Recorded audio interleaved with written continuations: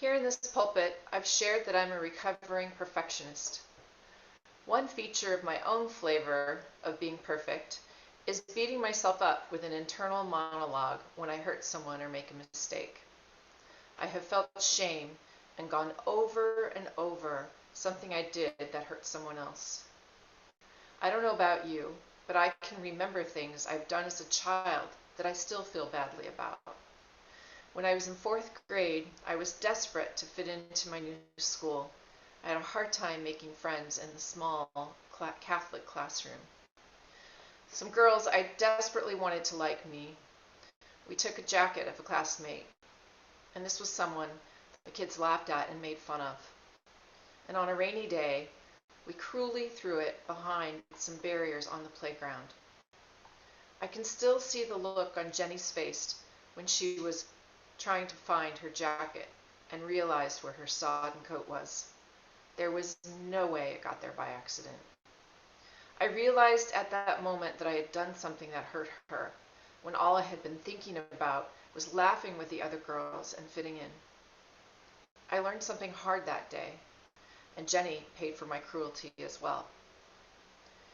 Brené Brown defines shame as an intensely painful feeling or experience of believing that we are flawed and therefore unworthy of love and belonging. She would tell me that I should feel guilt or regret, but not shame over this childhood incident. Shame focuses on self and guilt on behavior. Shame is I am bad, whereas guilt is I did something bad. There are often unintended consequences for our actions, things we regret. Brené Brown also says that regret is a fair but tough teacher. I think there's something to learn when we feel guilt or regret if we allow it. David White in Consolations writes, "Sincere regret may in fact be a faculty for paying attention to the future, for sensing a new tide where we missed a previous one. To regret fully is to appreciate how high the stakes are in even the average human life.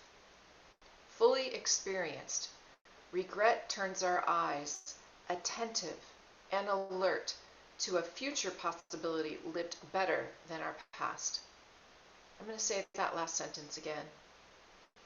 Fully experienced, regret turns our eyes attentive and alert to a future possibility lived better than our past. Wow, so much more powerful than shame. Regret gives me the opportunity to choose to live differently, to examine my behavior and actions, and to make more conscious and thoughtful choices the next time. Beating myself up for not being perfect is an indulgence I'm still trying to give up. Why do I call it an indulgence?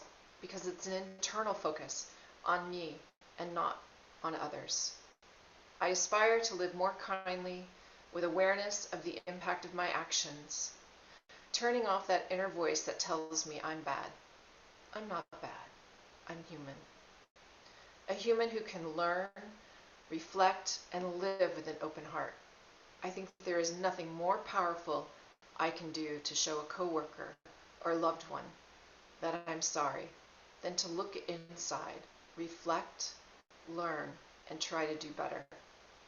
I never said I'm sorry to Jenny. I wish I had. But I also have compassion for 9-year-old Tracey. I'd like to hold her and tell her that she is not bad, but what she did was bad. I'm going to let go of that story now and focus on being kinder to others and myself, as well as continuing to take responsibility when I hurt someone. Sticks and stones will break my bones, but names will never hurt me. Oh, if that was only true. Because names do hurt. We can all probably remember these experiences.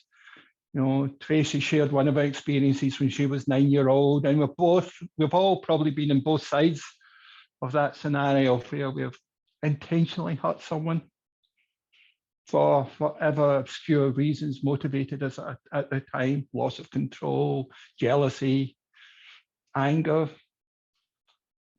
And we've also been hurt by people. We recognize that our words, our behaviors, our actions can hurt people. And this month, we're exploring living with intention, and that's been the worship theme for this month. And today I want to talk about that, one of the really important anti-racist principles about impact and its relationship to intention. Because one of the anti-racist principles that guides a lot of deep anti-racist work is, in some ways the intention is less important, the impact is important. Because whether you were meaning to hurt someone or whether you did it accidentally or because of some implicit bias we have, the impact is still, it hurts someone.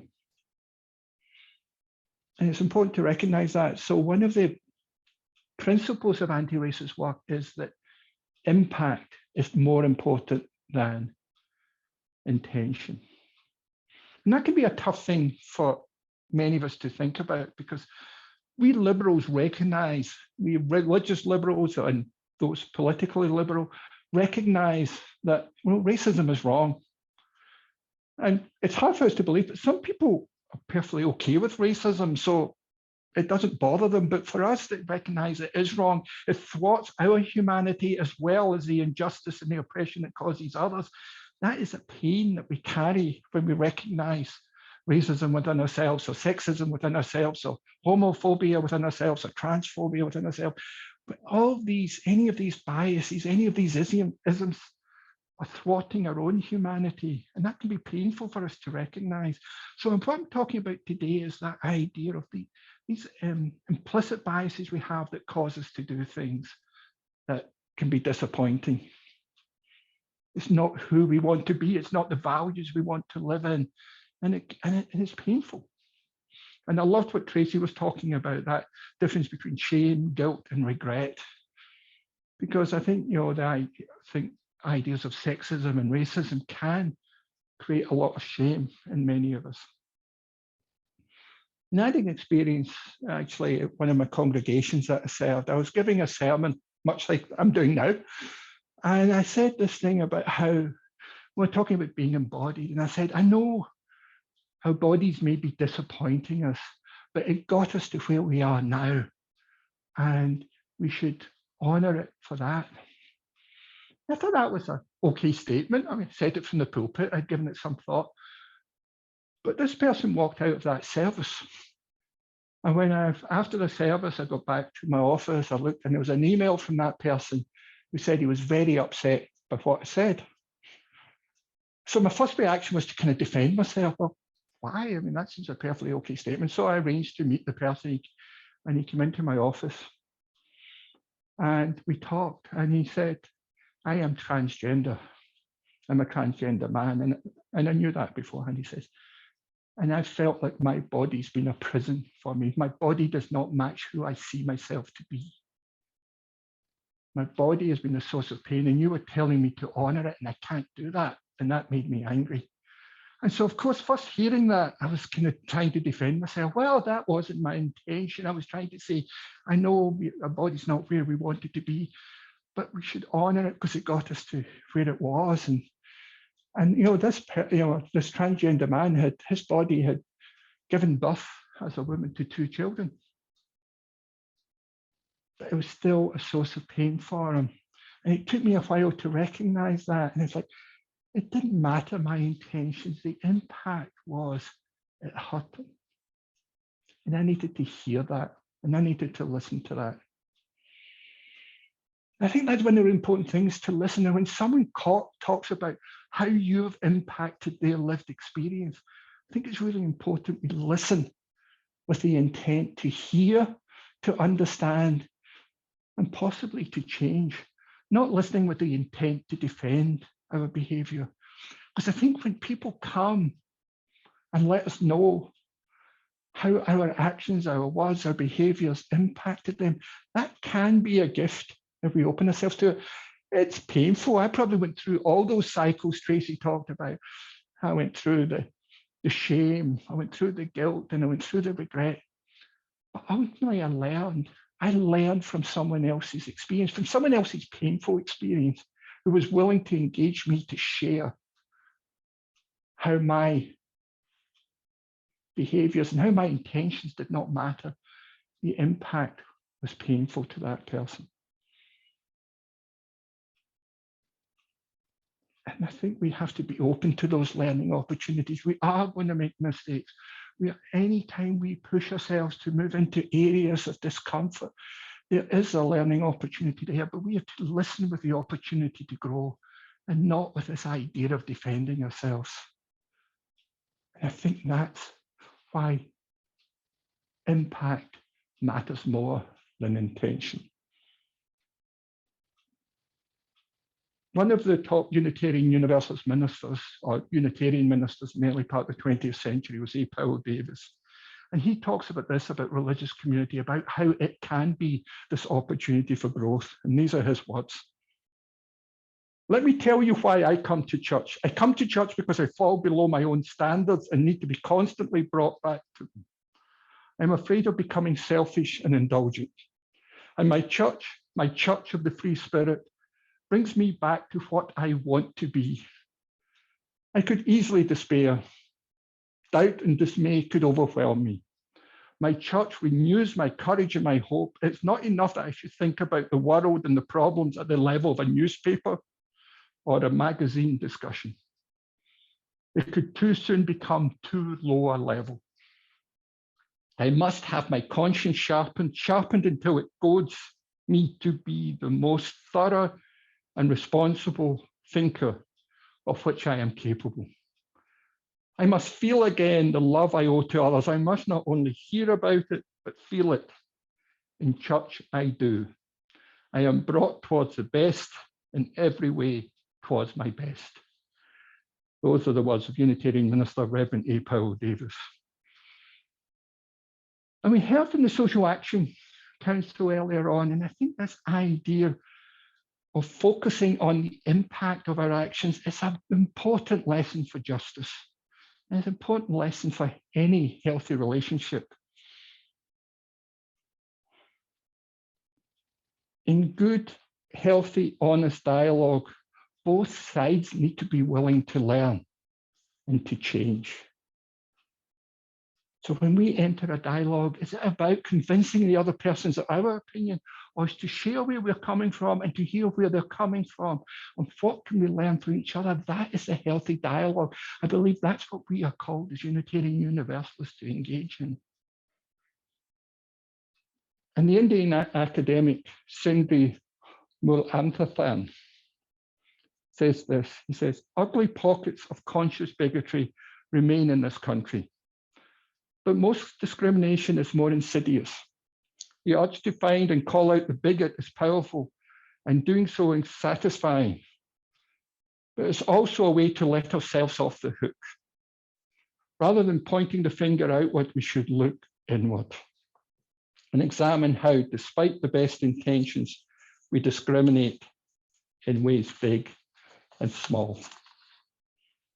And of course, we can look out at the world and those people who are intentionally racist and sexist and point the finger at them.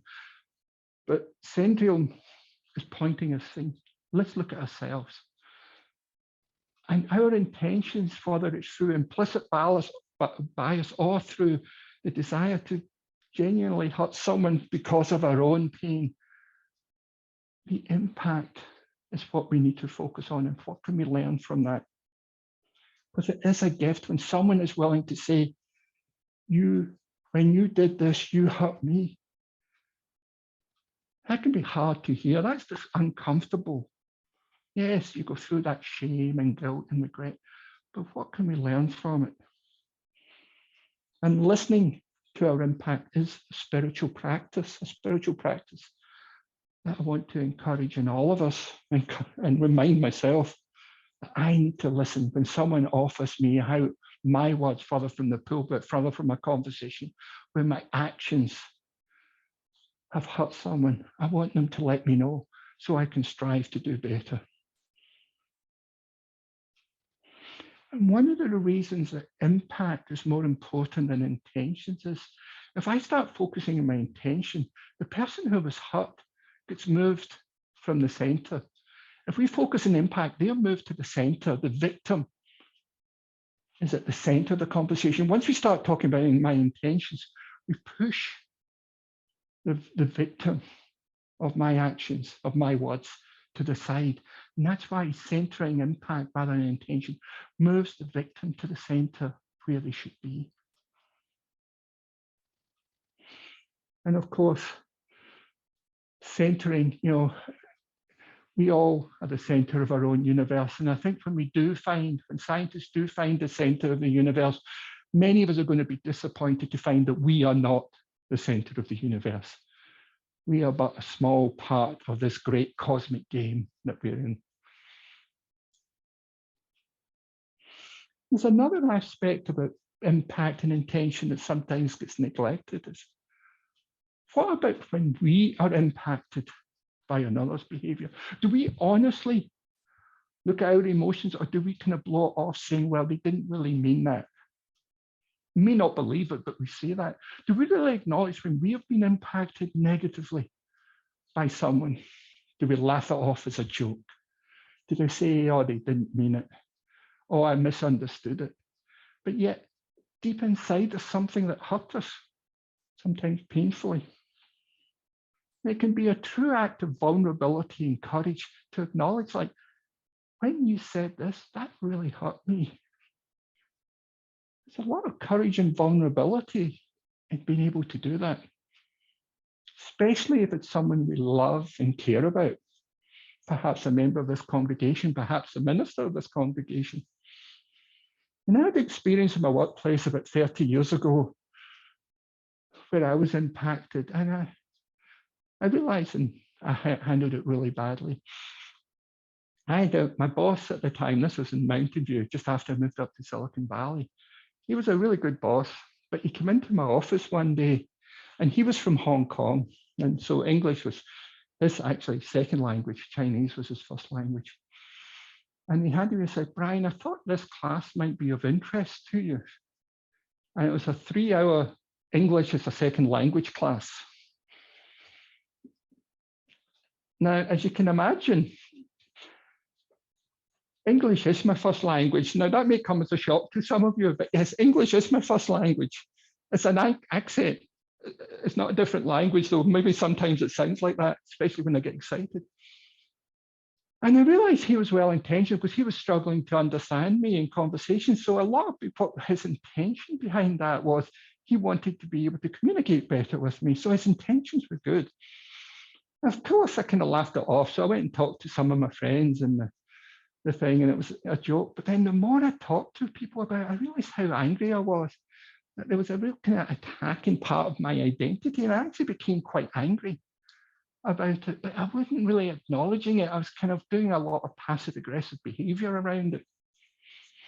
So your brain warned, I engage in passive-aggressive behavior, or at least I did 30 years ago. And so eventually he found out through the kind of rumor mills that every workplace has, and he came and he was so mortified. He apologized and he opened up and said, that wasn't my intention. I'm sorry, I realized that. And he was really very gracious about it. And I said to him, yeah, I said, I realized I did not handle that. I should have come to you and said, when you did that, it kind of made me angry, and here's why. So I think, and we actually resolved it, and we ended up having a very good relationship. But a lot of that was through his actions. I did not really acknowledge the real impact. And I think sometimes we play down the impact others have on us. We may have had it with family members, or parents may have said something to us that really hurt us, and we never really addressed it. We maybe, maybe one of our children do, a friend, a workmate, a church member says it, and we were really impacted, but we never really address it with them. And I want to encourage us to do that, because I think it is a gift. And if we really want healthy relationships, if we want to engage in healthy conflict, and I'm going to use conflict can be a negative word, and I know a lot of us can feel conflict averse, but conflict can be a huge sense of growth, because it means that there's something broken in a relationship, and by getting it out into the open can allow it to be repaired and healed. As long as it's just pent up inside of us, then it's probably going to come out in an inappropriate way, maybe to an inappropriate person. And so I think we really need to start being able to address that. I think that is part of healthy relationships. And I think at our heart, as Unitarian Universalists, we place relationships at the center of our religion, and we want to have these healthy relationships. And some of that can mean having those difficult conversations. And our covenant here at UUFRC says we support and challenge and inspire one another. We challenge one another. We assume best intentions even when we disagree and treat each other with compassion and respect. We give generously of our time and resources to sustain this vibrant fellowship. And I want to explore that. We assume best intentions even when we disagree and treat each other with compassion and respect. Many people who are historically marginalized in our movement have problems with that idea of assuming best intentions, which it seems good on the surface, but they're saying as people who are historically marginalized and have been oppressed both within our movement and the wider society, they can't really assume best intentions, either through implicit bias or just through the enculturated racism or sexism or transphobia or homophobia that most of us are impacted by. It may not always, best intentions may not always be something that they can assume. So I want us to really think about that. Is that something that we can really commit to assuming best intentions? Or maybe we need to reframe that. Maybe we can't assume best intentions. And as Martin Buber, the great Jewish thinker, says, we are promise-making, promise-renewing people. And I think what I hear about that, what we can do is when we do impact someone else, we can listen to them and listen, not with the intent to defend ourselves, but listen to how can I grow from this conversation? Reflect on it, apologize if necessary, and do better. Listen, reflect, apologize, and commit to doing better. That's what we can do when we hear our impact had a negative impact on others. Our good intentions are not enough. And the Buddhist monk Thich Nhat Hanh, who I mentioned during Joys and Concerns and who died on Friday, he says this. He says, your good intentions are not enough. You have to be artful. We may be filled with goodwill. We may be motivated by the desire to make the other person happy, but out of our clumsiness, we make them unhappy. Walking, eating, breathing, talking, and working are all opportunities to practice creating happiness inside you and around you.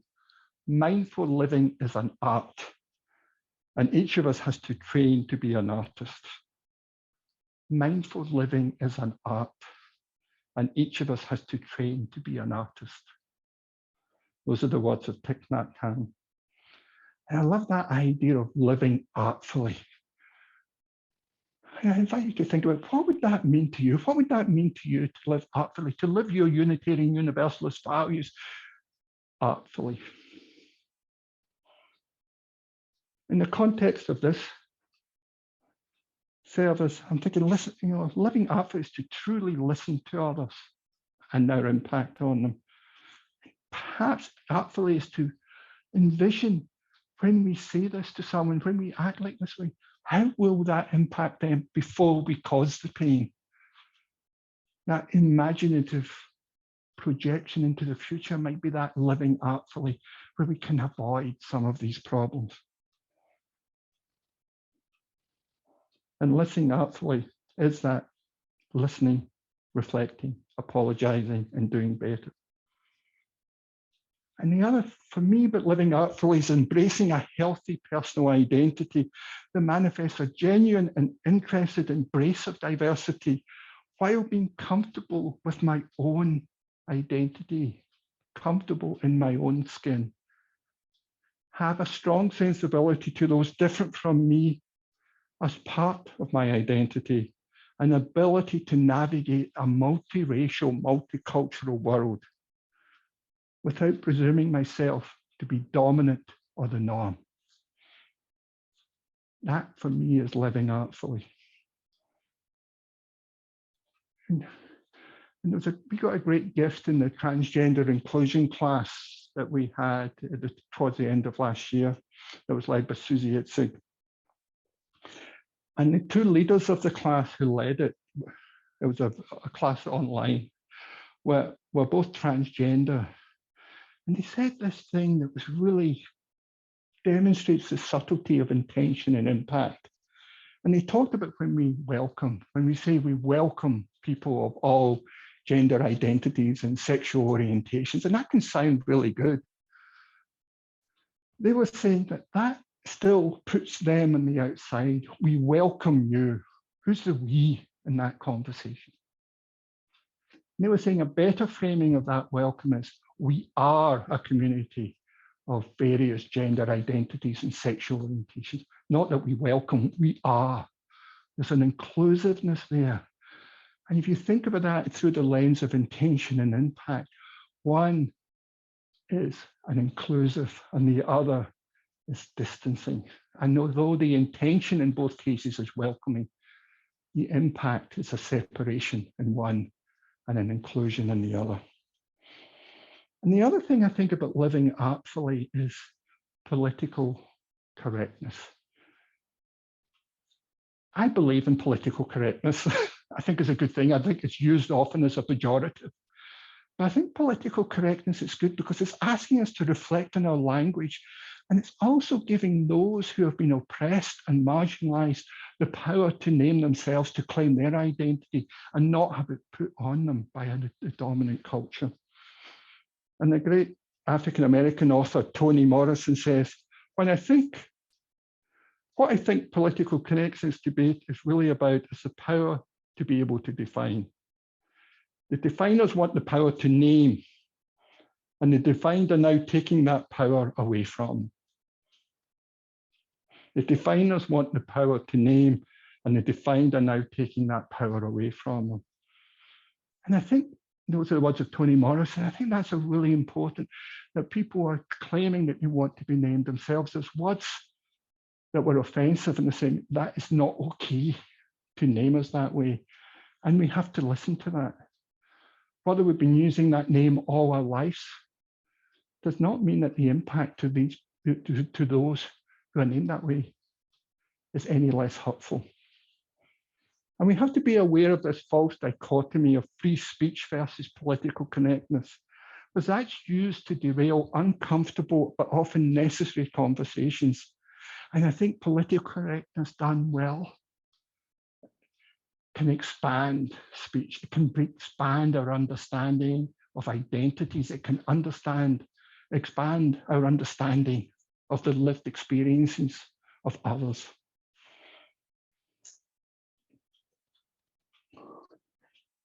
Political correctness is basically just being thoughtful, curious, compassionate person. Most of us want to be treated with respect, dignity, and civility. Perhaps political correctness can bring more of this into our relationships and into our world. The world needs more kindness, more gentleness, more caring, more listening, which will ultimately lead to more love.